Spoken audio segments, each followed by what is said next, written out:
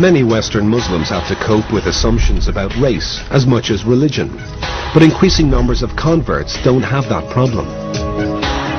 Fidelma O'Leary was born in Cork into a devout Catholic family and followed that well-worn emigrant trail to America almost 20 years ago. I grew up in a household that prayed the Angelus when the church bells rang, prayed the rosary as a family together almost every evening. For Mom and Dad, being Catholic wasn't just about going to Mass on Sundays. Being Catholic was something that happened every day. That's why I think for me, being Muslim and praying 5 times a day, it's easy.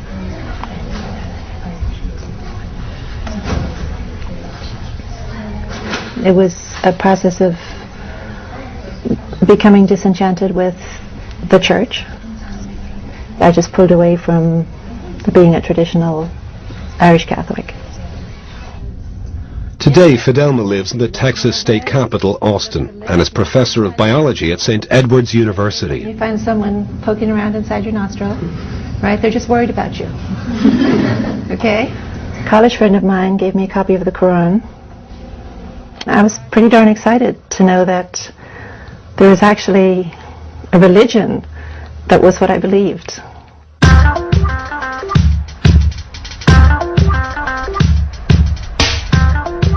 I've been Muslim for about 25 years, and I can remember a time when I was the only convert I knew.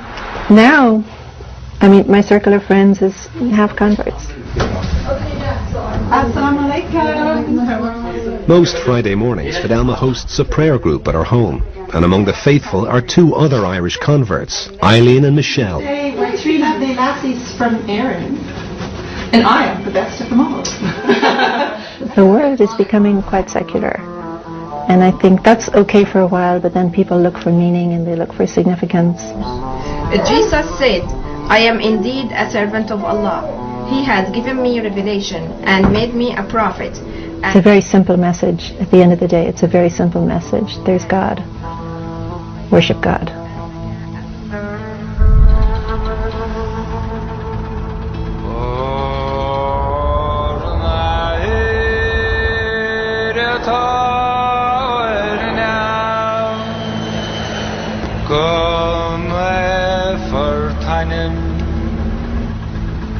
We followed Fidelma and her daughter Sarah back to Cork during the Christmas holidays. The journey would deliver an intimate encounter between a modern Muslim and Catholic tradition. When I first told my family I was Muslim, it was difficult for them to hear. They identified very strongly with being Catholic. It was hard for them, and they knew nothing about Islam. You talk about misrepresentations of Islam now, well, go back to Ireland in the 70s and it was more harshly misrepresented. I don't think you gave me a kiss. Give me a kiss and a hug for your auntie. What's your favorite auntie?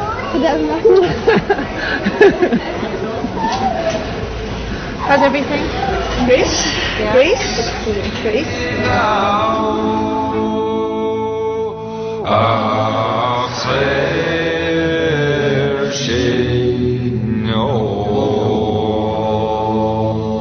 This is the small little part of Cork City that I grew up in as a child.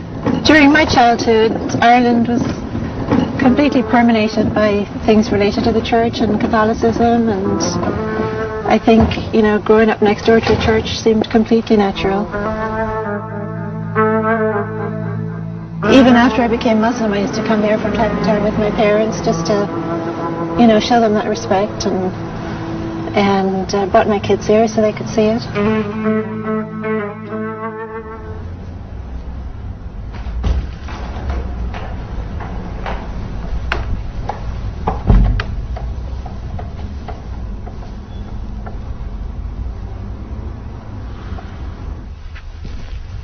I'm kind of shocked at myself to remember that I used to go and kneel in front of these statues and pray to them. And the thought of kneeling at a statue of some virtuous person who passed away and praying to that person is ludicrous to me.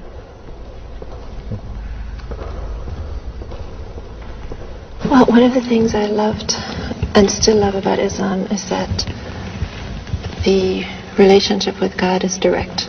It's me and my Creator. And I don't require clergy people. I don't have to go through clergy to have access to God. So I can learn from scholars, but my access to God, my worship is direct.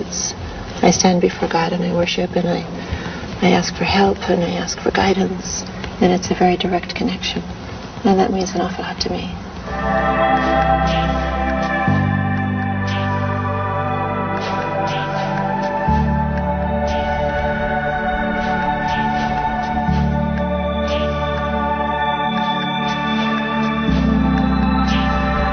What we have in the Quran is we have hints at the magnificence of God. Ar-Rahman Ar-Rahim, the most merciful, the most forgiving, all-powerful, unimaginable creator, unlike anything created. So I think it's a human tendency to always try to imagine that God is like something created that we can see or hear or taste or touch. But the creator is nothing like what was created.